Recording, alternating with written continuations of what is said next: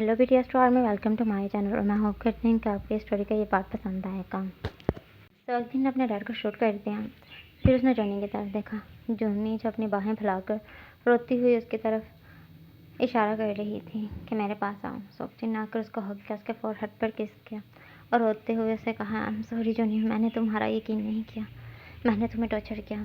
उसने कहा, नहीं, तुम्हें पता है तुम बहुत अच्छे हो, तुम मुझसे बहुत मोहब्बत करते हो। उसने कहा, मोहब्बत तो तुम करती हो, तुमने मेरे लिए इतना टॉर्चर बर्दाश्त किया और मैंने क्या किया। उसने कहा, तुम बहुत अच्छे हो सोक्जिन, वो तुम्हारी मोहब्बत थी जो तुमने मुझे ढूंढा, वो तुम्हारी मोहब्बत थी जो तुमने सबके बीच में से मुझे निकाल दिया ताकि मुझे कोई गंदी नज़र से देखे ना। अपने मेंशन में रखा। जब तुम्हें मुझ पर गुस्सा आया तुमने मुझे टॉर्चर किया, लेकिन उसके बाद खुद इतना रोए, खुद इतना पछताए। मैंने तुम्हें देखा है, ये तुम्हारी मोहब्बत थी कि तुमने मुझको मेरी केयर के लिए, मुझ पे नज़र रखने के लिए लॉक कर दिया। ये तुम्हारी मोहब्बत है कि तुमने मुझे मिस्टर किम के हाथों से छुड़वाया और ये तुम्हारी मोहब्बत है तुमने अपने डैड, मेरे लिए अपने डैड मिस्टर किम को मार दिया। ये तुम्हारी मोहब्बत है सोक्जिन। तुम पता है कोई भी शख्स अपनी फैमिली के किसी भी शख्स को किसी दूसरे के लिए नहीं छोड़ सकता। तुमने मेरे लिए अपने डैड को मार दिया। सोक्जिन ने कहा, लेकिन मुझे तुम्हारा यकीन करना चाहिए था, मुझे जानना चाहिए था तुम ये सब क्यों कर रही हो, आखिरकार क्या मजबूरी होगी। लेकिन नहीं, मुझे लगा कि तुम बस इस सब अपने शौक की वजह से कर रही हो, पैसे के लिए कर रही हो। उसने कहा, चुप करो, तुम ये बकवास नहीं करो, मुझे बस ये पता है कि तुम बहुत अच्छे हो और तुम मेरे हो। अब मैं तुमसे थोड़ा सा भी दूर नहीं रह सकती, मैं तुम्हारे साथ रहना चाहती हूँ सोक्जिन, मुझे ले जाओ। मैं चाहती हूँ तुम मुझे पूरी दुनिया से छुपा कर रखो। लोग बहुत बुरे हैं सोक्जिन, वो सिर्फ दूसरों का यूज़ करना जानते हैं।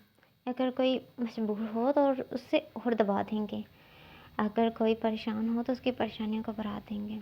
मैं सिर्फ तुम्हारे दिल में छुप के रहना चाहती हूँ, सोक्जिन ने कहा, और मैं तुम्हें हर शख्स की नज़र से बचाऊँगा। हर शख्स को तुम्हारे तक आने से पहले मुझसे टकराना होगा और वो शख्स जब मुझसे टकराएगा तो मैं उसके टुकड़े टुकड़े कर दूँगा। वो जूनी को लेकर अपने घर में आया। वो जूनी का बहुत अच्छे से ध्यान रख रहा था। दूसरी तरफ जिमिन, जिसको आयु पर शक था, क्योंकि जिमिन को बिल्कुल भी अच्छा नहीं लगता था कि जिमिन से कोई कुछ छुपाए या जिमिन के साथ कोई कुछ झूठ बोले। उसे दगाबाजों से सख्त नफरत थी और अब उसको आयु दगाबाज लग रही थी। यही वजह था कि वो इन दिनों में आयु को इग्नोर कर रहा था, क्योंकि वो चाहता था आयु कुछ गलती करे और आयु पकड़ी जाए। आयु को बहुत ज़्यादा गुस्सा आ रहा था योंगी पर।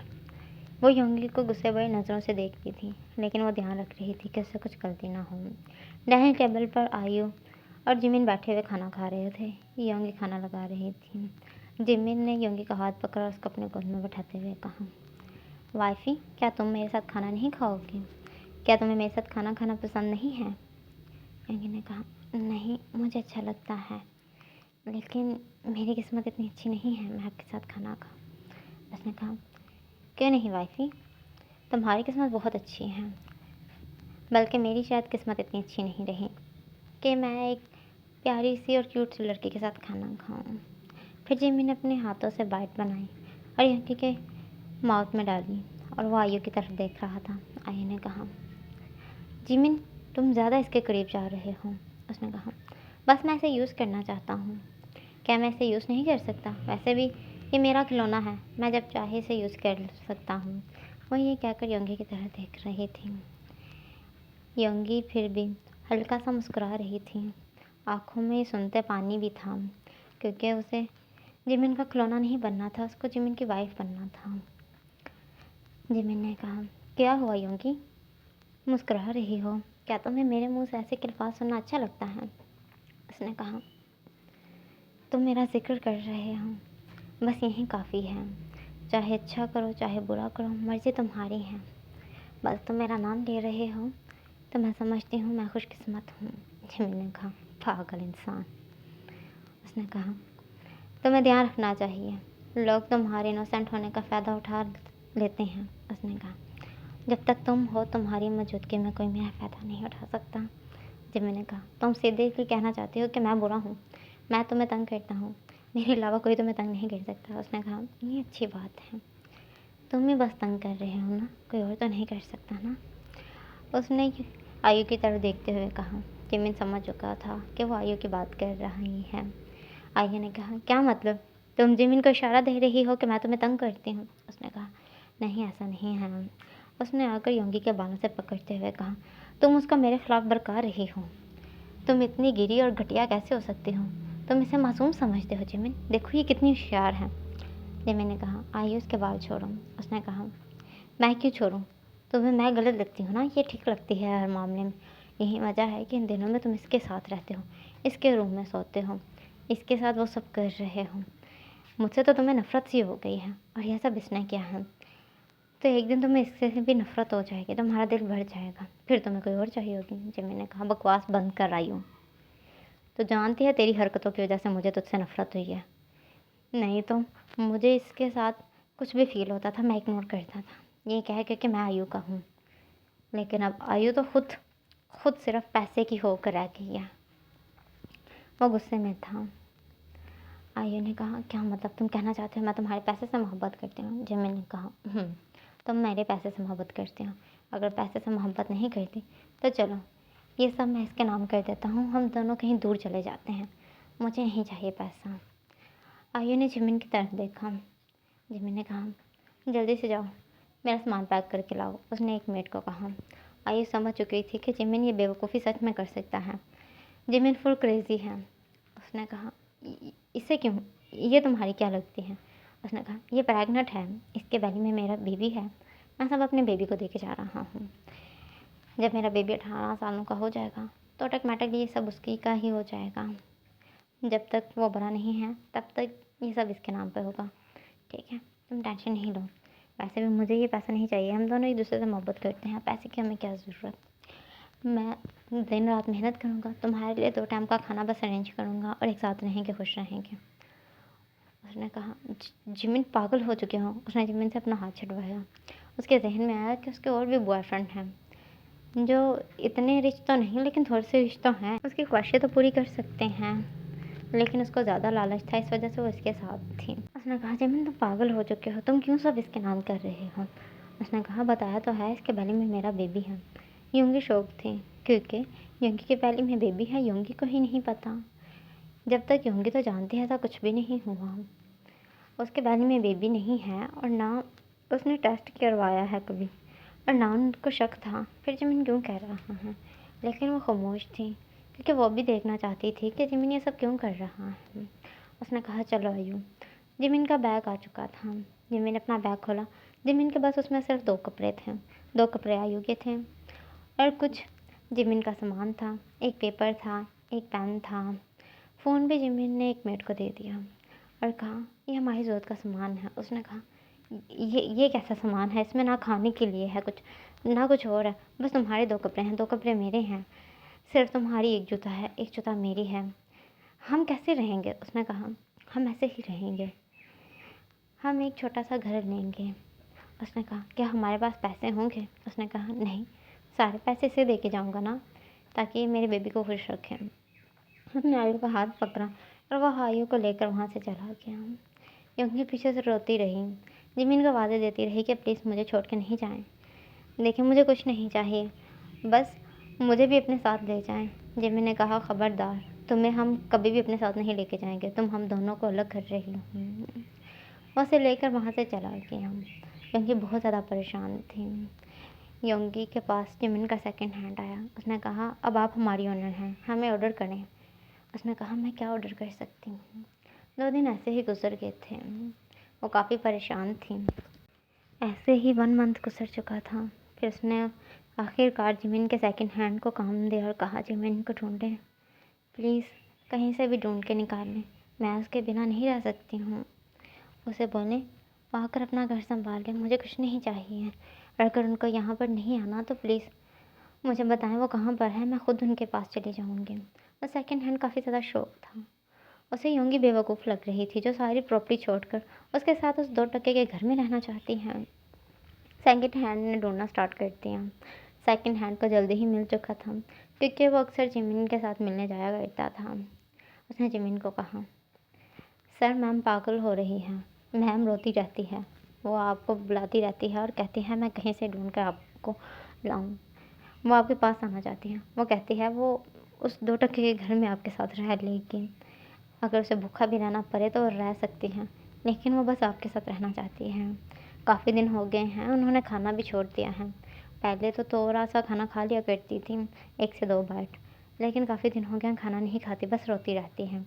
आपकी फ़ोटो को लिए हुए पागल लगती हैं, ऐसा लगता है जैसे पागल हो चुकी हैं। जिमिन ने कहा, काफ़ी अजीब है ना। देखो आयु को प्रॉपर्टी चाहिए थी, आयु को अगर मैं पैसा दे के छोड़ जाता ना तो वो वहाँ पर खुश रहती, लेकिन मैं आयु को अपने साथ लेकर आया ताकि टेस्ट कर पाऊँ मुझसे मोहब्बत करते हैं या पैसे दें। वो मुझे 2 दिन में ही छोड़ के चली गई, जब उसको पता चला कि यहाँ से भूखा भी रहना पड़ेगा। और एक वो लड़की है जिसको मैंने सब दे दिया, पैसा दे दिया, लेकिन वो पागल हो रही है मेरे साथ रहने के लिए। कितनी अजीब है ना दोनों की पर्सनालिटी। मैं शौक हूँ। ठीक है, जाके उसको बता दो मैं यहाँ पे रहता हूँ, मैं उसको टेस्ट करना चाहता हूँ, क्या वो सच में मेरे साथ रह सकती है। फिर उसके सेकंड हैंड ने जाकर बता दिया। योंगी ने बिना तैयारी के पागलों की तरह दौड़ती हुई जिमिन के पास आ गई, आकर जिमिन को हक किया, कहा प्लीज़ मुझे छोड़ के नहीं जाएं, मैं आपके बिना नहीं रह सकती। जिमिन ने शौक होते हुए कहा, क्या तुम मेरे साथ रहना चाहती हो इस घर में। उसने योंगी को घर दिखाते हुए कहा। घर पूरी तरह टूटा हुआ था, जगह जगह डस्ट और गंद था। उसने कहा, मैं रह लूँगी, बस मुझे आपके साथ रहना है। उसने कहा, तुम्हें यहाँ मेरे साथ एक गरीब लड़की की तरह रहना होगा। उसने कहा, मैं ऐसे ही रह लूँगी जैसे तुम कहोगे, वैसे भी मैं अपने साथ कुछ नहीं लाई हूँ। जिमी ने उसका टेस्ट करने के लिए अपने साथ रख लिया। दूसरी तरफ वक़्त इतनी फास्ट गुजर रहा था कि तायुंग के दिल में जंगकोक के लिए मोहब्बत आ रही थी। हैरी भी अब तायुंग को कुछ नहीं कह सकता था क्योंकि जंगकोक की एक मजबूत सपोर्ट तायुंग के पीछे थी। हैरी को डर था कि वो तायुंग को कुछ कहेगा तो हैरी उसे नहीं छोड़ेगा। यही वजह थी कि हैरी अब उसको घर में बुलाया भी नहीं करता था। वो अपने रूम में पड़ी रहती थी और कभी कभी हॉबी से मिलने के लिए घर आ जाया करती थी। तायुंग ये सोच रही थी कि जंगकोक उससे, उसकी बेटी से और हॉबी से कितना मोहब्बत करता है, वो कितना अच्छा है। वो टेबल पर खड़ी होकर ग्लास को हाथ में लिए हुए मुस्कुरा रही थी। हैरी की मॉम ने कहा, आजकल बहुत ज़्यादा मुस्कुरा रही हो, हॉबी का घर बर्बाद करने का इरादा किया है। देखो मैं चाहती हूँ कि तुम हॉबी को खुश रहने दो, हॉबी के हस्बैंड के आसपास मंडराना बंद करो और अपने हस्बैंड की तरफ थोड़ा सा ध्यान दो। उसने कहा, आपको तो मुझसे नफरत है, आप तो हैरी की शादी किसी और के साथ कराना चाहती हैं। उसने कहा, पहले तो तुम ये सुनते ही रो पड़ती थी, अब बड़ी बात है, अब तो तुम खुद चाहती हो शायद हैरी की शादी किसी और के साथ हो जाए। तायुंग ने ना से बुलाया। उसने कहा, तो ठीक है, अगर तुम नहीं चाहती तो जाओ हैरी के क्लोज, हैरी को सेड्यूस करो। मैं चाहती हूँ तुम हैरी के साथ टाइम स्पेंड करो। मैं चाहती हूँ हैरी और तुम्हारा अब एक बेबी हो जाए। आखिरकार हमारी प्रॉपर्टी का एक वंश होना चाहिए। मुझे अपने वारस को देखना है। हमारी ये प्रॉपर्टी हमारे वारस के नाम जाएगी और वो तुम्हारा और हैरी का होगा। मुझे ये बेबी से कोई मोहब्बत नहीं है जो तुम्हारा और पता नहीं किसका गंदा खून है। जाओ हैरी के पास। तायुंग ने कहा, मैं हैरी के क्लोज नहीं जाना चाहती। उसने कहा, तो मैं हैरी के क्लोज जाना होगा क्योंकि मुझे बच्चा चाहिए तुम्हारा और हैरी का। और अगर तुम हैरी के पास ना गए तो तुम्हें पता है मैं तुम्हारी कितनी बदनामी करवाऊँगी। मैं ये बात रिवील कर दूँगी कि तुम्हारा पता नहीं किसके साथ बच्चा है और तुम पता नहीं किस किस के साथ मुकाला करके आई हो। तायुंग ने कहा, पागल हो चुकी हूँ, आप ऐसा नहीं करेंगी। उसने कहा, मैं ऐसा ही करूँगी। मैं ये भी बात रिवील कर दूँगी कि तुम अपनी बहन के हस्बैंड के साथ इन दिनों में नज़र आ रही हो। उसने कुछ जंगकोक की और तायुंग की पिक दिखाई जिसमें वो इकट्ठे घूम फिर रहे थे। उन्होंने एक दूसरे का हाथ भी पकड़ा था। उसने कहा, इतनी बहुत है या थोड़ी और एडिट कर दूँ, तुम्हारी और उसकी बेड पे भी एडिट करवा दूँ क्या। तुम्हें पता है मेरे हाथ एक बहुत ज़्यादा अच्छा शख्स है जो बहुत अच्छी पिक एडिट करता है। तुम्हारी और जंगकोक की बेड पर वो ऐसी की पिक एडिट करेगा तो लोगों को यकीन हो जाएगा। उसने अपनी रेपुटेशन से डरते हुए कहा, आप प्लीज़ ऐसा नहीं करें। उसने कहा, फिर हैरी के साथ एक बेबी पैदा करूँ और वो बेबी तुम्हारा और हैरी का होना चाहिए। उसे काफ़ी बुरा लग रहा था। वह जानती थी कि हैरी कभी भी उसे अपने क्लोज नहीं आने देगा, लेकिन यहाँ उसकी रेपुटेशन की बात थी। यही वजह थी कि आज वो हैरी के रूम में बहुत अच्छे से रेडी होकर बैठी हुई थी। उसे पता था कि हैरी उसको रूम से बाहर निकाल देगा। हैरी काफ़ी थका हुआ आया था। उसने तायोंग को देखा। उसने तायोंग के पाँव से देखना शुरू किया। तायोंग शॉर्ट ड्रेस में थी और तायोंग काफ़ी ज़्यादा हॉट और प्यारी लग रही थी। हैरी ने अपने मन में कहा, मैंने तेको कभी भी इतने गौर से नहीं देखा। वो किस कदर हसीन है। मैं पागलों की तरह उसको अपने से दूर करता रहा। मुझे एक मौका देना चाहिए उसको अपने क्लोज आने का। वैसे भी मॉम कह रही हैं कि मैं भले ही उसके साथ ना रहूं, लेकिन एक बेबी ज़रूर उनको दे दूं। तो मुझे उनको एक बेबी दे देना चाहिए। वो तायोंग के क्लोज आया और तायोंग की टांगों पर अपने हाथों से रब करते हुए कहने लगा, तुम बहुत ज़्यादा खूबसूरत हो। मुझे तुम्हें एक मौका देना चाहिए था। तायोंग को काफ़ी बुरा लग रहा था। उसे बहुत ज़्यादा जंको की याद आ रही थी। उसकी आंखों में पानी था। उसे कुछ समझ नहीं आ रही थी। उसने कहा, हैरी, आप मुझसे मोहब्बत नहीं करते। अगर आपको मुझ पर गुस्सा आ रहा है तो आप मुझे अपने रूम से बाहर निकाल दें। क्योंकि वो चाहती थी कि हैरी उसे अपने रूम से बाहर निकाल दे, जिसकी वजह से वो हैरी की मॉम को कहे कि हैरी ने खुद ही उसे अपने क्लोज नहीं आने दिया। लेकिन आज हैरी के इरादे कुछ और थे। इतने में तायोंग की बेटी तेते जो तायोंग को ढूंढ रही थी, फिर उसने आकर हैरी का दरवाज़ा नॉक करना शुरू किया। हैरी तायोंग को किस करना चाहता था। तायोंग ने उसके लिप पर हाथ रखते हुए कहा, हैरी, फिर से एक बार सोच लें, क्या हमें ये सब करना चाहिए। हैरी ने कहा, हमें करना चाहिए। उसने तायोंग के नेक पर बाइट करना शुरू किया। तायोंग को बहुत बुरा लग रहा था। तायोंग ने रोते हुए, चीखते हुए थोड़ी सी आवाज़ निकाली, जिसकी वजह से उसकी बेटी ने हैरी के दरवाजे पर कान लगाया और उसने कहा, मॉम, आप यहाँ पर हैं। मॉम, दरवाज़ा खोलें।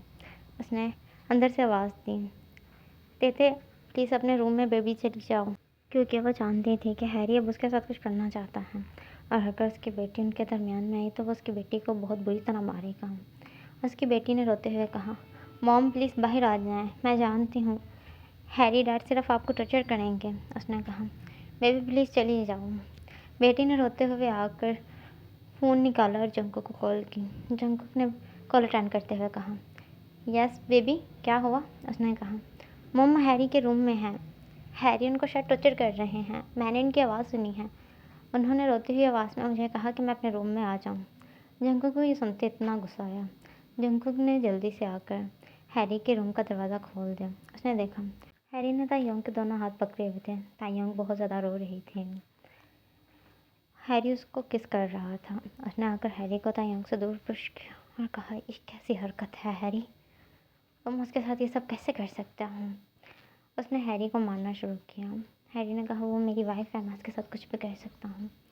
उसने कहा, तुम घटिया इंसान, तुम उसको अपनी वाइफ कह रहे हो, तुम सिर्फ उसे टॉर्चर करते हो। उसने कहा, जंकुक, कि हमारा आपस का मामला है, तुम्हें यहाँ से चले जाना चाहिए।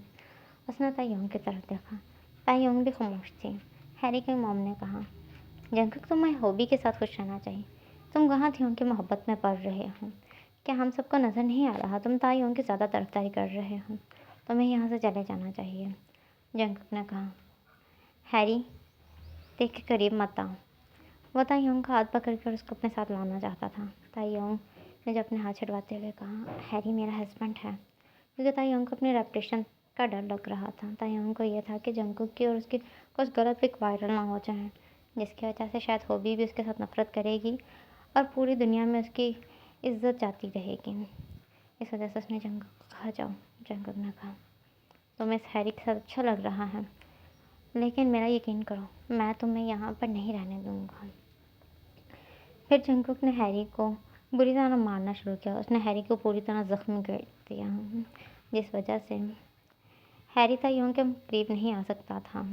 क्योंकि जंकुक ने ये सब इस वजह से किया था क्योंकि जंकुक को थोड़ा सा टाइम चाहिए था। तायोंग हैरी का ध्यान तो रख रही थी, लेकिन हैरी उसके बिल्कुल भी क्लोज नहीं आ रहा था क्योंकि वो बहुत ज़्यादा ज़ख्मी था। हैरी की मॉम तायोंग की बात बात पर इंसल्ट कर रही थी। 2 से 3 दिन ऐसे ही गुजर गए थे। हॉबी की तबीयत कुछ ठीक नहीं थी।